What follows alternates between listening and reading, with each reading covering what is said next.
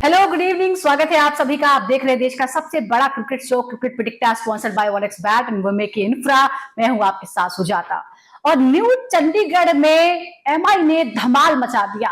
पहले 228 रन बनाए, उसके बाद गुजरात टाइटंस को 208 पर समेट कर हरा दिया और इसी के साथ सेमीफाइनल्स में यानी क्वालिफायर 2 में अपनी जगह बना ली है, जहां उसका सामना होगा पंजाब के साथ। टॉस जीतकर पहले बल्लेबाजी का फैसला किया एमआई ने और फिर ताबड़तोड़ बल्लेबाजी करते हुए 228 का स्कोर बना डाला। रोहित और बेओस्टो की जोड़ी ने जबरदस्त शुरुआत दी। रोहित शर्मा ने 81 रनों की पारी खेली और इसी के साथ एक शानदार रिकॉर्ड, कई रिकॉर्ड इनफैक्ट उनके नाम हो गए हैं। 300 छक्के लगाने वाले वो इंडियन बन गए हैं और साथ ही 7,000 रन आईपीएल में बनाने का रिकॉर्ड भी उन्होंने अपने नाम कर लिया है। अगर हम गुजरात की बात करते हैं तो शुरुआत में ही पारी लड़खड़ा गई थी और कप्तान शुभमन गिल सिर्फ 1 रन बनाकर आउट हो गए और उसके बाद मेंडिस हिट विकेट हो गए और ये जो था ये बहुत ही भारी पड़ा टीम पर। हालांकि साई सुदर्शन ने 80 रन जरूर बनाए, लेकिन और किसी ने उनका साथ नहीं दिया। नतीजा ये हुआ कि गुजरात 20 रन पहले ही सिमट गई और 20 रनों से उसे हार का सामना करना पड़ा। तो गुजरात की पारी 208 पर सिमट गई और इसी के साथ आईपीएल सीजन 18 में गुजरात के सफर का अंत हो गया। अब एमआई आगे बढ़ेगी और उसका मुकाबला सेमीफाइनल्स में यानी क्वालिफायर 2 में पंजाब के साथ होगा और उसके बाद ये पता चलेगा कि आखिर फाइनल में आरसीबी के साथ 3 जून को कौन भिड़ेगा। तो पंजाब और एमआई के मुकाबले की हम बात करेंगे, लेकिन उससे पहले हम ये बात करते हैं कि आखिर कल के मुकाबले में क्या हुआ है और पंजाब वर्सेस एमआई का जो मुकाबला होगा उसमें क्या नजर आता है, कौन किस पर भारी पड़ सकता है, रिकॉर्ड्स क्या कहते हैं, स्टैट्स क्या कहते हैं, इस पर हम डिटेल में बात करने वाले हैं। हमारे साथ 2 खास मेहमान जुड़ गए हैं। हमारे साथ है पूर्व अंतर्राष्ट्रीय और आईपीएल अंपायर अनिल चौधरी और साथ ही सीनियर स्पोर्ट्स जर्नलिस्ट ताउज रिजवी। दोनों का ही बहुत बहुत स्वागत है। अनिल जी से शुरुआत करते हैं। अनिल जी, भले ही गुजरात टाइटंस को हार का सामना करना पड़ा हो, लेकिन एक युवा खिलाड़ी पूरा संघर्ष करता हुआ नजर आया और उन्होंने पूरे ही सीजन में अच्छे जो है वो पारियां खेली हैं। साई सुदर्शन कल के मैच के साथ ही अब उनका जो टोटल स्कोर है वो 759 हो गया है, जो कि आईपीएल इतिहास का 5वां सबसे बड़ा एक सीजन में जो है वो स्कोर हो गया है टोटल मिलाकर। लेकिन उनके 80 रनों की पारी के बावजूद जो 229 रन का टारगेट था जीत के लिए, वो गुजरात हासिल नहीं कर पाई।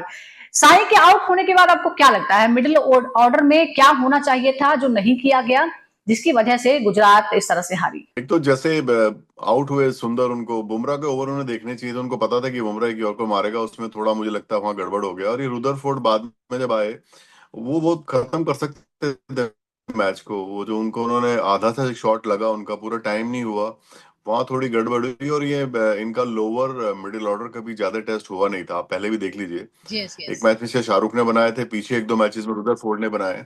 इनका जो लोअर मिडिल क्योंकि कभी चेक ही नहीं हुआ। ऊपर के 3 बैटर इतना अच्छा बैटिंग करते थे। और आप ये क्यों भूल रहे हैं कि गिल बहुत सस्ते में आउट हो गए। मतलब कैचेस वगैरह सब हटा दीजिए, बैटिंग में मैं कह रहा हूँ। तो वहां पे अगर आपका मेन प्लेयर जो नंबर 1 प्लेयर है, साई तो बाद में आता है अगर आप रेटिंग के हिसाब से जाएं, जी। तो उन्होंने बिल्कुल एक ही रन बनाया। और हाँ। शॉट कैसा मारा भाई, वो शॉट देखे जरा आप एक बारी। ऐसे इतने बड़े स्कोर को आप करने जा रहे हो, क्या आपने अंदर की बॉल को, और वो भी शुरू में। अगर आपने 25-30 बना ली हैं, then you can play that shot. But look at that shot, I think it was test of nerves. वहां पे गिल शायद प्रेशर ले गए और बहुत ही बेकार शॉट खेला। टीम को वहीं से टीम नीचे उनकी आ गई। और ये तो आप शुक्र मानिए कि जो साई ने आउटस्टैंडिंग बैटिंग करी है, और साथ में सुंदर, जो मैं हमेशा कहता हूँ कि सुंदर is very good batsman who can बोल। लेकिन उसका करते क्या है कि वो बॉलर हु कैन बैट, उल्टा कर रखा है उसका। आप याद कीजिए ऑस्ट्रेलिया में क्या फैंटास्टिक नॉक खेली उन्होंने against Australia, against fast bowling. वो एक लड़का है जो वेस्ट हो रहा है, नहीं तो बैटिंग में इज आउटस्टैंडिंग। वो ऊपर ही खेलना चाहिए नंबर 3 पे। मेरे ख्याल तो इंडिया के मैचेस में भी वो टॉप 3 में खेलना चाहिए। उसकी टेक्निक इतनी अच्छी है। अच्छा ताउस, एक और बात है, फिर एक बार बुमराह जो है वो किस तरह से प्रेशर वाले मैच में काम आते हैं वो उन्होंने साबित कर दिया। बुमराह ने हाई स्कोरिंग पिच पर भी 4 ओवर में सिर्फ 27 रन दिए।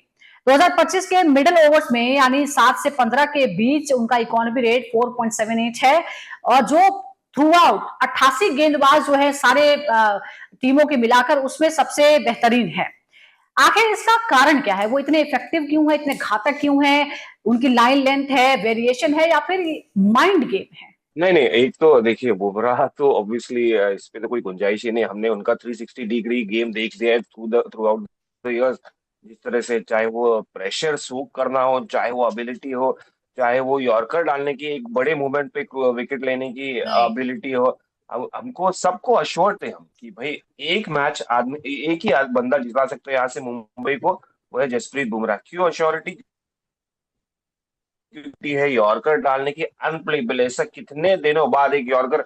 मेरी बात कल किसी से हो रही थी, तो ऑस्ट्रेलिया में एक जो यॉर्कर और एक यहाँ पर डाला, ये मतलब मैजिकल यॉर्कर में बिलीव कर रहे हैं इसको। आउट ऑफ द वे, मतलब एक्स्ट्रा ऑर्डिनरी बॉल थी वो कंप्लीटली, और कोई नहीं खेल सकता था।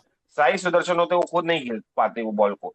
तो बुमराह की एबिलिटी एक तो चोक करने की, एक तो वेरिएशन ऑफ कोर्स लेके आते हैं, उंगलियां घुमाते बॉल पे, सिर्फ उंगलियों पे नहीं, टप्पे पर भी वेरिएशन रहता है, कभी आगे कभी पीछे। तो आप इतना अनप्रेडिक्टेबल है ना कि बल्लेबाज को पता ही नहीं, तो वो एक फैक्टर बहुत बड़ा काउंट कर जाता है। And one of the reasons again over the so many years कि बुमराह की वजह से मुंबई इंडियंस ऐसा डोमिनेट करता आ रहा है। नहीं तो कोई चांस नहीं था कल कि वही गुजरात को हारने का, क्योंकि ऑब्वियसली साई सुदर्शन जिस तरह खेल रहे थे, जिस तरह वॉशिंगटन सुंदर खेल रहे थे, रुदरफोर्ड देख रहे थे, तो मुझे लगता नहीं था कि इतना आसान हो, इतना इजीली गुजरात दे देगी। बट वो बुमराह का यॉर्कर और फिर वो चोक कर देना। अच्छा, एक जो बात रही वो कैच छोड़ने वाली बात रही, और जैसा कि कहते हैं catches win matches and if you drop a catch you lose a match, you drop a match, ऐसा ही कुछ देखने को मिला।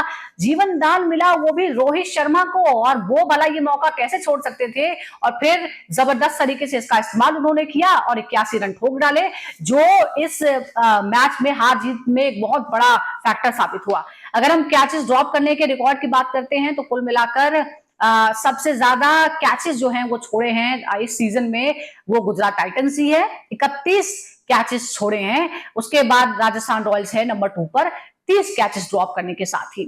और रोहित शर्मा की अगर हम बात करें तो उन्होंने शानदार पारी खेली, और वो उन चुनिंदा बैटर्स में से शामिल हो गए जिन्होंने प्लेऑफ के मुकाबलों में 80 प्लस स्कोर बनाया हो। रोहित शर्मा ने बनाए हैं 80 प्लस, और उनके साथ ही माइकल हसी जिन्होंने बनाए थे 86 रन एमआई के खिलाफ ही। अब अगर हम जैसा मैंने आपको बताया कि 7,000 रन पूरे कर लिए हैं रोहित शर्मा ने, 300 छक्के भी पूरे कर लिए हैं। अब एक और कल के मुकाबले पर हम फिर लौटते हैं। तो अनिल जी, आईपीएल प्लेऑफ का सबसे बड़ा एग्रीगेट स्कोर ये था, कुल मिलाकर 436 रन बने।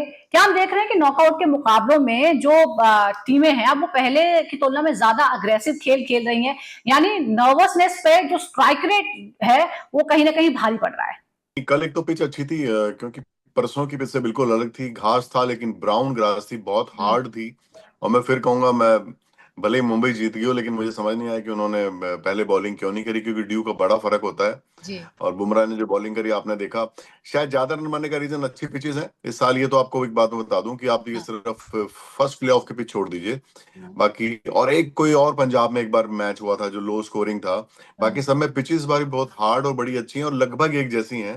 मतलब मैं कहूंगा कि 99% पिचेस मोरलेस सेम थी, और इसलिए शायद रन बनने का रीजन ये भी है। और आप ये भी देखिए कि लोग प्लान कर रहे हैं कि पहले पावर प्ले में ज्यादा रन थोड़े बना लें, उसका रीजन ये भी है। और बैटिंग टेक्निक में आजकल बहुत सारे नए शॉट आ गए हैं, बॉलर के लिए बहुत मुश्किल हो गया कहाँ कहाँ बॉल डाले।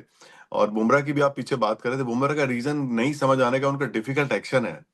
उनका जो डिलीवरी का जो स्टाइल है वो पता ही नहीं लगता बॉल कहाँ से छूटेगा। और उनका जो हाथ है ना, लोगों का हाथ ऐसे बैंड होता है, उनका पीछे बैंड होता है, और वो जो बॉल डलती है वो तीर कमान वाला काम करती है। वेरी डिफिकल्ट टू अंडरस्टैंड कि वो कहाँ उनको रोकें, कैसे करें। रिवर्स पे भी कंट्रोल है। और रन्स की आप बात करें तो बिल्कुल जो पिचेस का रोल है, और पिच और जो बैटिंग की जो टेक्निक पे काम किया है लोगों ने, बहुत सारे नए शॉट लोग मारने लगे हैं। वो बैट्समैन भी जो बहुत सीधा खेलते थे वो भी आजकल कुछ शॉट ऐसी मारते हैं जो आपको देख के लगता है रहाणे ने कैसे शॉट मारे। आपने देखा रहाणे ने कैसी बैटिंग करी। सो ओवरऑल ये टूर्नामेंट में बहुत सारे नए शॉट इजाद हुए और बॉलर के लिए बड़ी मुश्किल होगी बॉल कहाँ डाले। इस साल एक बॉल ने जो थोड़ा काम किया सब जगह वो था, उन लोगों ने जो शॉर्ट पिच स्लो बाउंसर मारे, वो बॉल ने पूरे साल मतलब पूरे सीजन में काम किया है। और कोई बॉल पहले एंगल से डालते थे वो भी लोगों ने शॉर्ट कर लिया, उसको भी लोग थर्ड मैन पे मार देते हैं। तो बहुत कम डिलीवरी बची है। एक्यूरेट यॉर्कर ही एक है जो बचा है, इसलिए रन ज्यादा बन रहे हैं। जीटी का जो मिड ओवर में स्ट्राइक रेट इस सीजन में रहा है वो सबसे अच्छा रहा है, 10.02 का। एवरेज की बात करें तो 56.41 रहा है। फिर भी इसके बावजूद 208 रन बनाकर हार झेलनी पड़ी है गुजरात टाइटंस को। क्या इसका मतलब यह है कि जीटी की हार की सबसे बड़ी वजह दरअसल बल्लेबाजी नहीं बल्कि गेंदबाज हैं? नहीं one of the biggest reason, आपने ज्यादा रन बहुत ठोक दिए, अपने दिलवा दिए। और मतलब, और मुझे लगता नहीं है जीटी एक्सपेक्ट भी कर रही है कि यार कल तो कुछ और ही था मुल्लनपुर में और आज कुछ और विकेट निकल नजर आ रही हाँ, है। ट्रू। वो बौखला गए, ये बौखला गए कि भाई रन जा रहे हैं, एक के बाद एक, इकोनॉमी खराब हो रही है, आप 200 के ऊपर। मतलब जिस तरह से रोहित शर्मा बैटिंग कर, ऑब्वियसली एक बार रोहित शर्मा चल पड़ते हैं तो यार चल, तो बहुत मुश्किल होता है किसी को रोकना। और रोहित शर्मा चल पड़े, कल कल चल पड़े, और जिस तरह से एक के बाद एक बोल बैटर्स ने अपना परफॉर्मेंस दिया है, हम्म। तो मुझे लगता नहीं इतना आसान था इनके लिए। तो रन्स ऑब्वियसली जब लीक होना शुरू होते हैं, और विकेट भी सही थी, बल्लेबाजी के लिए बहुत अच्छी थी, अग्री करता हूँ अनिल भाई से कि उन्होंने शायद मिसजज कर लिया कि भाई इनको बैटिंग बाद में करनी चाहिए थी। हाँ, मगर फिर भी ये मैच इनकी तरफ चला गया, थोड़ा 19-20 का फर्क हो गया। देखिए, थोड़ा सा रन ज्यादा इन्होंने स्कोर कर लिया, 20-25 रन थोड़ा ज्यादा हो गया, तो समझिए 19-20 ही हो गया। तो अगर इनका 200 के आसपास होता तो ये आराम से चेस कर लेती, गुजरात टाइटंस का कोई मसला नहीं था। मगर अगेन जिस तरह से गेंदबाजी हुई है, तो मुझे लगता नहीं कि मतलब गुजरात के पास कोई भी मौका था, उन्होंने अगर थोड़ा कंट्रोल कर लिया होता ना, तो मैच इनके हाथ में नहीं था। अग्री विद यू कम्प्लीटली कि गेंदबाजी रादर देन बल्लेबाजी। और ये वन ऑफ होता है यार, अब शुभमन गिल का वन ऑफ होता है, इतने सीजन थ्रू आउट किए हैं, एक प्रेशर में आ गए। ये अग्री करता हूं अनिल भाई से अगेन, कि प्रेशर में आगे नर्व्स इनकी हावी हो गई इनके ऊपर। एमआई के लिए जो एक खोज रही है वो है अश्विनी कुमार। डेथ ओवर्स में 3.3 ओवर्स में उन्होंने 28 रन देकर शाहरुख खान को भी आउट किया। क्या आपको लगता है कि एमआई के पास अब एक डेथ ओवर का स्पेशलिस्ट जो है वो तैयार हो गया है, उसे ग्रूम कर लिया गया है? खासतौर पर अगर सीनियर गेंदबाज एब्सेंट हो तो उनकी मौजूदगी में एक महत्वपूर्ण भूमिका निभा सकते हैं। अच्छा, अच्छा बॉलर है और बहुत स्किडी है वो। उसका बॉल पड़ के ऑफ द विकेट बहुत तेज आता है और बड़ा अलग सा एक्शन है, बहुत जल्दी आके डालता है, हाइट नहीं है ज्यादा compare to other fast bowlers.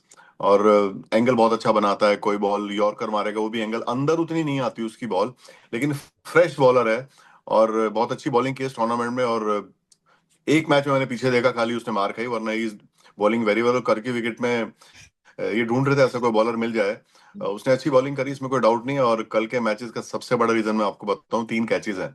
आपने शुरू में गिरानी शुरू कर दिया, आपने रोहित शर्मा को 2 बार बैटिंग करा दी। जी। अब रोहित शर्मा जैसे प्लेयर को एक बार ही करा लो, वही बता 2 बार बैटिंग करा दी आपने, और 15 रन उनकी जान को पड़ गए। और बिल्कुल अश्विन ने अच्छी बॉलिंग करी एंड अच्छी खोज है। मुंबई इंडियन की एक बात तो है, हर साल वो एक आध प्लेयर ढूंढ के लाते हैं, और इस बार ये लड़का जो लेफ्ट आर्म सीमर इन्होंने ढूंढा है, he is really good. Quick also. एक और चीज दर्शकों को बता देते हैं, प्लेऑफ में जो हाईएस्ट स्कोर बनाने का रिकॉर्ड है वो गुजरात टाइटंस के नाम ही है। साल 2023 में गुजरात ने 233 रन बनाए थे प्लेऑफ मुकाबलों में, और अब नंबर 2 पर आ गई है एमआई 228 रनों के साथ।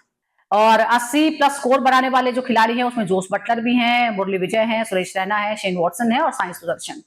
और अब बात करते हैं हम जो सेमीफाइनल्स है, यानी जो क्वालिफायर नंबर 2 है उसके बात करते हैं, जहां पर मुंबई इंडियंस का सामना होने वाला है पंजाब किंग्स के साथ। पंजाब किंग्स के पास ये दूसरा मौका है फाइनल में जगह बनाने के लिए, क्योंकि वो नंबर 1 पर थी, टॉप 2 में थे, इसलिए उसे ये मौका मिला है। हालांकि फर्स्ट क्वालिफायर में आरसीबी के खिलाफ उसे हार का सामना करना पड़ा था, लेकिन दोनों टीमों में कौन किस पर भारी पड़ सकता है, इस पर अब हम बात करते हैं। रोहित शर्मा की कप्तानी में एमआई ने प्लेऑफ में पहले बल्लेबाजी करते हुए 10 में से 9 मैच जीते हैं।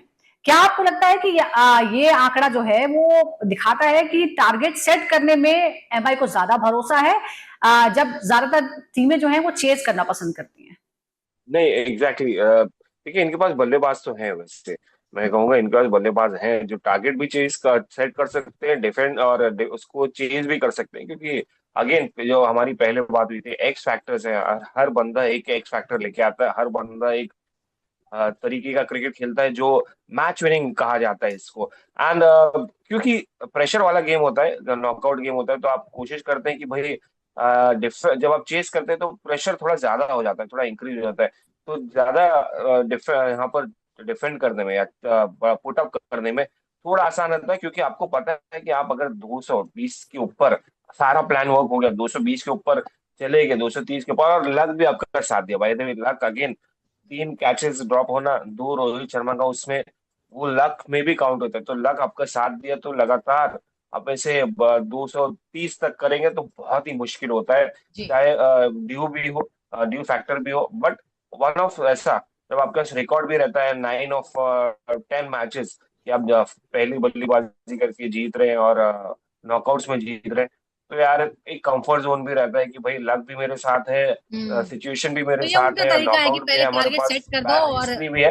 अच्छा, इस बीच एक और आपको बता दें कि शुभमन गिल का जो प्रदर्शन था वो बहुत ही निराशाजनक रहा। वो दबाव में साफ तौर पर नजर आ रहे थे, सिर्फ 1 रन वो बना पाए हैं। इससे पहले भी प्लेऑफ में जो उनका प्रदर्शन है वो कुछ खास नहीं देखने को मिला है। इससे पहले 28 run, 30 run, 29 run, 46 run, 51 run, 35 run, 45 run, इस तरह का उनका रिकॉर्ड रहा है।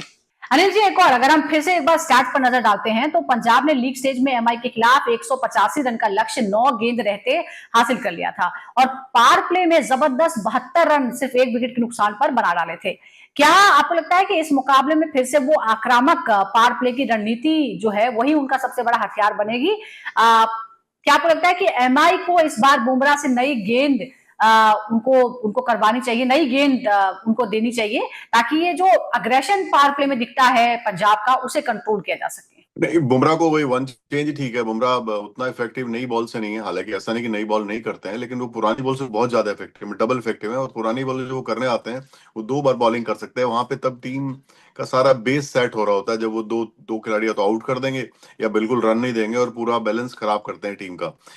नई बॉल में तो शुरू में स्विंग होता है बॉल, आपके दूसरे बॉलर भी अच्छे हैं, नहीं तो बाद में उनको करने में मुश्किल होगी। जैसे बोल्ट बहुत अच्छी नई बॉल करते हैं, या दूसरे जो भी बॉलर उनके हैं जिनको भी चेहर को खिलाएं या किसी को भी डालें, वो बाद में वो उतने इफेक्टिव नहीं होंगे जितने बुमराह दूसरी टीम को नुकसान पहुंचा सकते हैं। शायद कंपैरिजन करते हैं तो बुमराह बीच में ज्यादा अच्छे रहते हैं और बाद में ऑफकोर्स स्लो के टाइम डालते ही हैं। और मुझे लगता है कि थोड़ा पंजाब को ध्यान रखना पड़ेगा, वो एक ही स्टाइल की बैटिंग ना करें।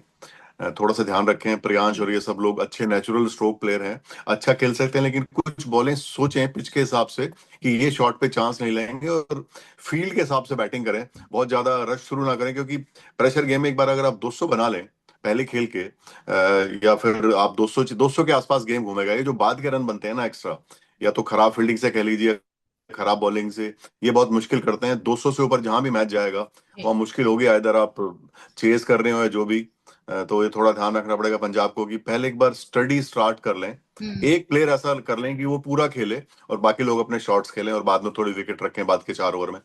पावर प्ले में पंजाब ने कितने रन बनाए हैं ये भी बता दें। 920 रन जो है वो पावर प्ले में बनाए हैं। स्ट्राइक रेट क्या रही? 159.72 की स्ट्राइक रेट के साथ। हालांकि विकेट भी गंवाए हैं, 29 विकेट जो है वो पावर प्ले में गंवाए हैं। कंपैरिजन में अगर मुंबई का करते हैं तो उसने पावर प्ले के दौरान 839 रन बनाए हैं, स्ट्राइक रेट 155 का, विकेट 19 गंवाए हैं। तो रन भले ही करीब 80 रन जो है वो यहाँ पे कम नजर आते हैं, लेकिन विकेट जो है वो बचा कर रखे हैं मुंबई ने। 19 विकेट और 29 विकेट, 10 विकेट का फासला जो है यहाँ नजर आता है।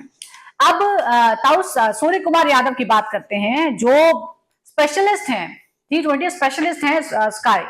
640 प्लस रन वो बना चुके हैं। एमआई के इतिहास में एक सीजन में सबसे ज्यादा रन है अब स्काई के नाम। पंजाब के पास जो है बाएं हाथ के स्पिनर हैं, स्लोअर गेंदबाज हैं। क्या आपको लगता है कि स्काई का जो स्ट्राइक रेट है स्पिन के खिलाफ 138 का, इस मैच में ये एक अहम फैक्टर बन सकता है? सूर्य कुमार जो पोजीशन में बैटिंग करते हैं, अगर खुदा न खास्ता कोलैप्स हो गया मुंबई इंडियंस का, जो हो भी सकता है और नहीं भी हो सकता, और जॉनी बेस्टो भी जिस तरह से बल्लेबाजी की उनको भी क्रेडिट देना चाहिए, उनको भी मेंशन करना चाहिए। राइट। अगर उनका कोलैप्स हो गया कल, तो सारी जिम्मेदारी इनके ऊपर। और जिस तरह के माइंडसेट में है इस वक्त, और बाय द वे नरेंद्र, अगर विकेट जो है नरेंद्र मोदी स्टेडियम की दिख रही है, यहाँ पर रन्स बड़े बनते हैं, थोड़ा शॉर्ट मेकिंग, बड़ा ग्राउंड है मगर शॉर्ट मेकिंग थोड़ा विकेट पे अच्छा आता है, तो बल्लेबाज एंजॉय करेंगे। जिसमें सूर्य कुमार यादव अपने जो जेब से अलग अलग तरकीबें, अलग अलग तकनीकें निकालेंगे और आपको ये कर देंगे। तो लेफ्ट हैंड स्पिनर, हाँ, डिसएडवांटेज रहता है राइट हैंडर्स को जब लेफ्ट हैंड स्पिनर्स को खेलते हैं, हरप्रीत ब्रार जैसे, या अर्शदीप सिंह अगर बीच में आके डाल दे, वैसे शुरुआत में डालेंगे और लास्ट में डालेंगे तो बीच में थोड़ा आसान रहेगा।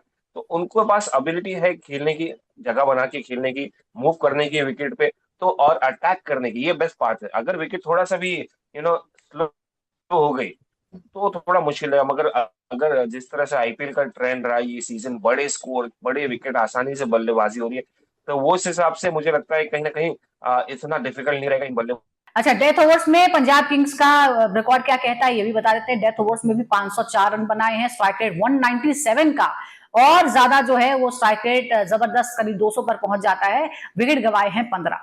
अगर हम मुंबई की बात करते हैं तो मुंबई ने भी लगभग उतने रन ज्यादा 4 रन ज्यादा बनाए, 508, स्ट्राइक रेट है 183 का और विकेट गवाए हैं 25। यहां उल्टा हो जाता है, डेथ ओवर्स में जो है वो विकेट ज्यादा खो रही है मुंबई इंडियंस, ये हमारे स्टैट्स कह रहे हैं।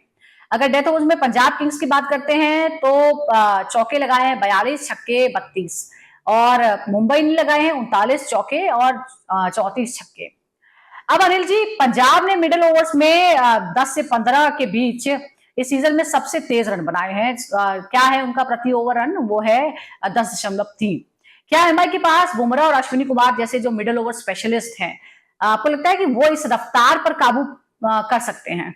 फर्क पड़ेगा, सेंटनर का भी पड़ेगा, क्योंकि यहाँ पे अहमदाबाद में थोड़ा गर्मी बहुत ज्यादा है। तो पिच पे शायद स्लो टर्न जैसी बात आए, सेंटनर का रोल आएगा और रिवर्स भी होगा। और बुमराह तो ऑफकोर्स 2 बारी बॉलिंग करेंगे, वो इफेक्टिव रहने वाले हैं। शशांक और इन लोगों को अच्छी बैटिंग करनी पड़ेगी, बाद में किस तरह से मैनेज करें।